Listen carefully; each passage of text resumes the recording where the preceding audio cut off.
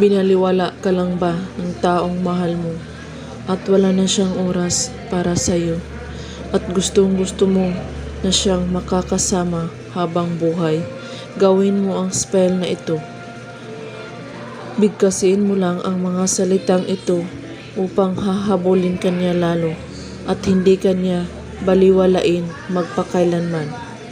Kunin mo ang larawan niya at titigan ito ng mabuti at iisipin mo siya kung gaano mo siya kamahal at ang iyong pagsama-sama. At pagkatapos ay halikan ang kanyang larawan ng 3 beses at banggitin mo ang mga salitang ito. Hahabulin mo ako lalo at ako lang ang mamahalin mo magpakailanman. Banggitin mo ang kanyang pangalan. At pagkatapos, itago mo ang kanyang larawan sa ilalim ng iyong unan. Gawin mo ito kahit anong oras at araw, basta't bago kayo matulog sa gabi. At kung may katanungan po kayo ay magko-comment lang po sa ibaba. Maraming salamat sa panunood. May God bless us all.